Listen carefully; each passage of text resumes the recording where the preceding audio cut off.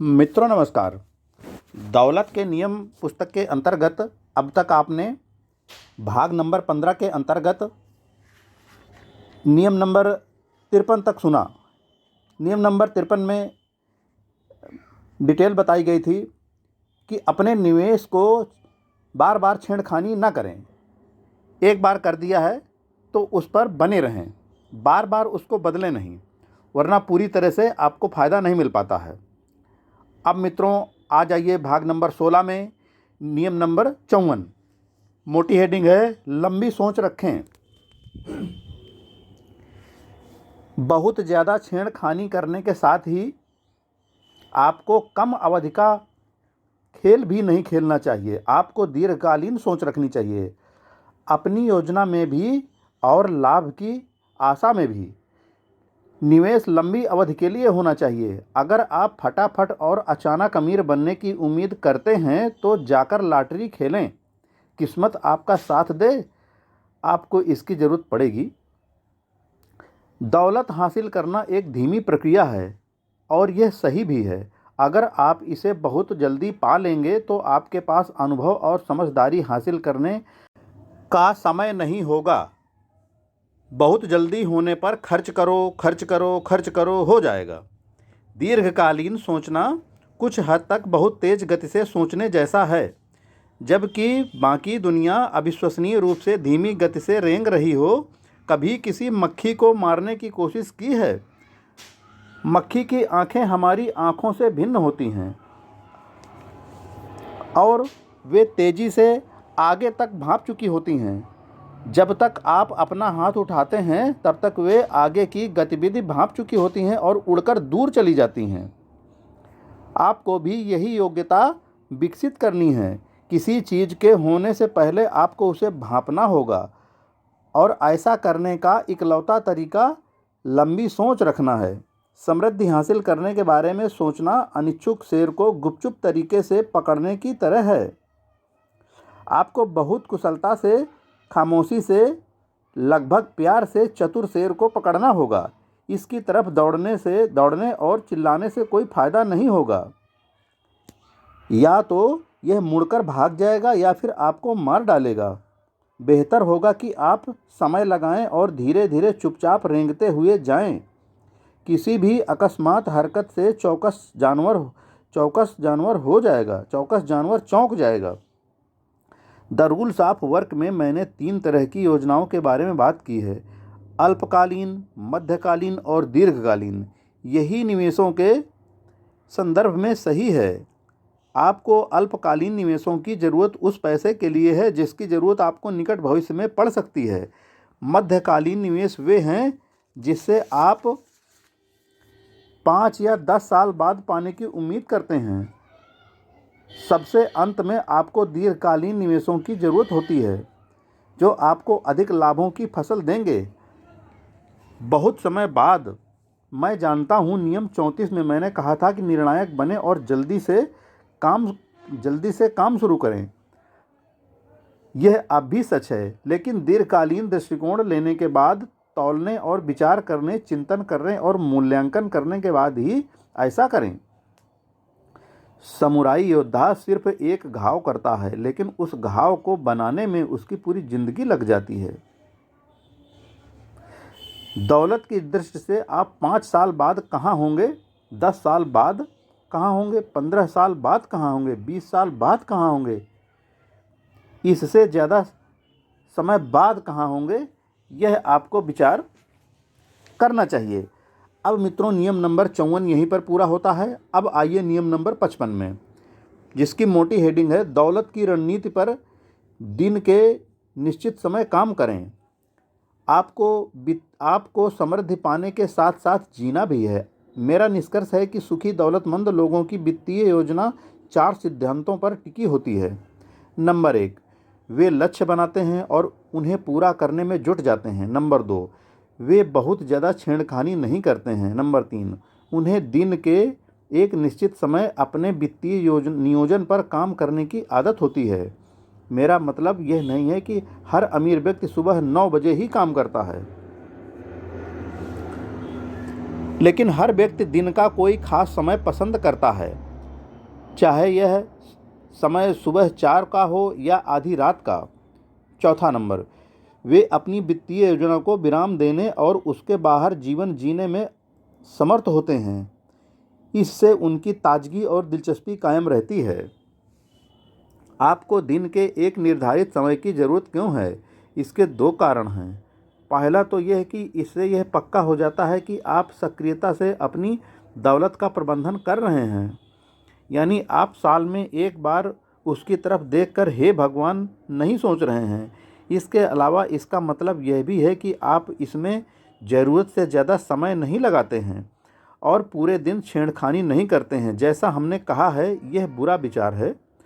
दूसरी बात, इसका मतलब ये है कि आप अपनी प्राकृतिक लय का लाभ ले सकते हैं और उस समय यह काम कर सकते हैं जब आप सबसे चुस्त रहते हों।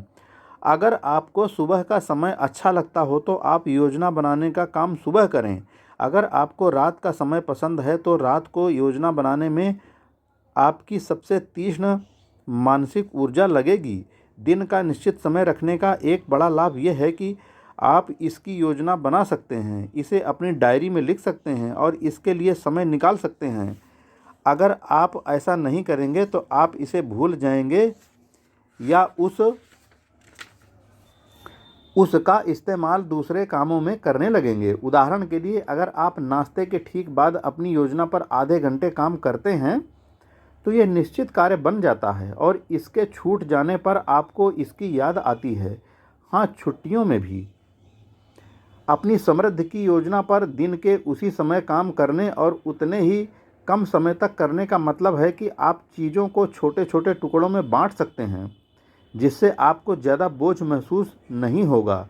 आप थोड़ा काम करके फिर छुट्टी कर सकते हैं।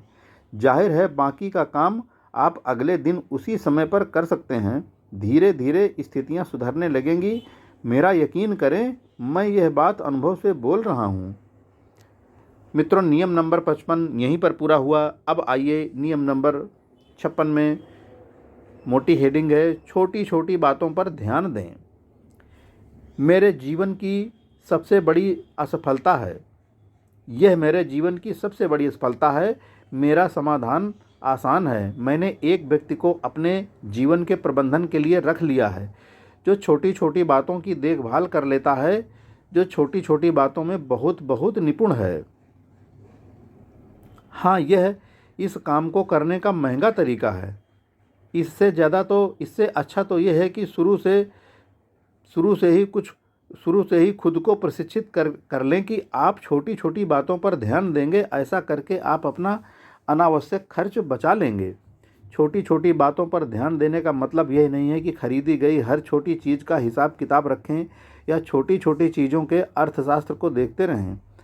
हम पहले ही तय कर चुके हैं कि कैपुचिनो काफ़ी छोड़ने से आप अपने सपनों से ज़्यादा अमीर नहीं बनने वाले हैं। छोटी छोटी बातों का मतलब है छोटी इबारत की जांच करना, ब्याज दर की जांच करना, शुल्क और फीस की जांच करना, यह निश्चित करना कि आप समय पर भुगतान करेंगे ताकि पेनाल्टी न लगे, यह निश्चित करना कि पैसा मिलने पर आप तत्काल इसका निवेश कर दें ताकि यह बेकार न पड़ा रहे, लोगों को न भूलना, तारीख, समय और अपॉइंटमेंट न भूलना, सूचियां बनाना और हर चीज़ लिखना,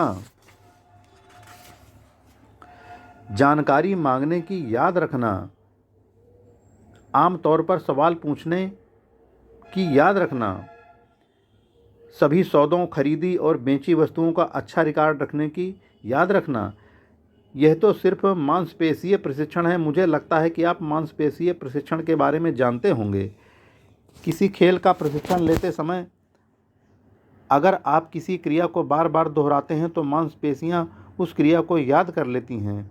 आप जितनी ज़्यादा बार क्रिया दोहराते हैं, यह उतनी ही ज़्यादा आसान हो जाता है और आपको हर बार उतनी ही कम कोशिश करनी पड़ती है।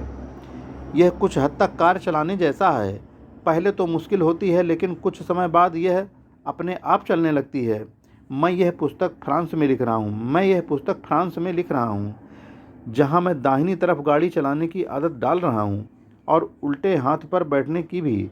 मुझे बहुत एकाग्रता रखनी पड़ती है और मैं बच्चों पर चिल्लाता रहता हूँ क्योंकि पीछे की सीट पर उनके हल्ला मचाने से मेरी एकाग्रता में बाधा पड़ती है। यह दोबारा ड्राइविंग सीखने जैसा है। इसके अलावा यह दिक्कत भी है कि सभी साइन बोर्ड फ्रेंच में हैं और मुझे बहुत कुछ सीखना है, लेकिन चीज़ें आसान हो रही हैं और दिनचर्या का हिस्सा बनती जा रही हैं। मुझे अब इसके बारे में ज़्यादा नहीं सोचना पड़ता है। अब तो मैं आसपास के दृश्य भी देख सकता हूँ और यात्रा का आनंद ले सकता हूँ। मित्रों, नियम नंबर 56 यहीं पर पूरा हुआ। अब आ जाइए नियम नंबर 57 में, जिसकी मोटी हेडिंग है आमदनी की नई धाराएं उत्पन्न करें। जब दौलत बनाने की रणनीतियों की बात आती है तो समझदारी से निवेश करना और सक्रियता से अपने पैसे का प्रबंधन करना महत्वपूर्ण होता है। लेकिन ज़्यादा आमदनी होने से बढ़िया चीज़ दूसरी नहीं है। हर व्यक्ति को यह विचार करना चाहिए कि उसे आमदनी कहाँ से हो रही है और वह आमदनी के अतिरिक्त साधन कैसे खोज सकता है। यह कुछ हद तक लंदन के सड़क छाप गायक बनने जैसा है, जिसके कई इलाके हों। अगर एक जगह धंधा मंदा पड़ जाए तो आप बोरिया बिस्तर बांधकर कहीं और जा सकते हैं, लेकिन यहाँ बोरिया बिस्तर बांधकर ले जाने के बजाय आप खुद को डुप्लीकेट कर रहे हैं। आप एक तरह से अपना क्लोन बना रहे हैं और न सिर्फ एक जगह पर गा रहे हैं बल्कि उसी समय किसी दूसरी जगह पर भी गा रहे हैं। आपके पास जितने ज़्यादा हैट होंगे आपको उतना ही ज़्यादा लाभ होने की संभावना है। देखिए, सिर्फ मेरी बात न मानें, खुद परख कर देख लें। किसी भी समृद्ध व्यक्ति को देख लें जिसका आप सम्मान करते हों। आप पाएंगे कि दौलत का दरवाज़ा खोलने के लिए उसके पास विविधता की चाबी रहती है। आमतौर पर अमीर लोगों के पास पैसे बनाने वाली कई योजनाएं काम करती रहती हैं। यह उस व्यक्ति के लिए खास तौर पर महत्वपूर्ण है जो अपनी नौकरी से प्यार करता है लेकिन उसकी तनख्वाह कम है। आपको आमदनी के दूसरे स्रोत की ज़रूरत है। ऐसा करने के कई तरीके हैं। पहला तो अतिरिक्त नकद को संपत्ति में बदलना है, जो आपकी अनुपस्थिति में भी आपको आमदनी देती रहे। मकान खरीदकर किराए पर उठा देना या शेयरों से मिलने वाला सालाना डिविडेंड भी अतिरिक्त आमदनी देता है। आमदनी के नए स्रोत बनाने का दूसरा तरीका अपनी योग्यताओं या विशेषज्ञता का प्रयोग एक से ज़्यादा जगहों पर करने के तरीके खोजना है, ताकि आप तनख्वाह तक ही सीमित न रहें। इसका मतलब यह नहीं है कि आप नौकरी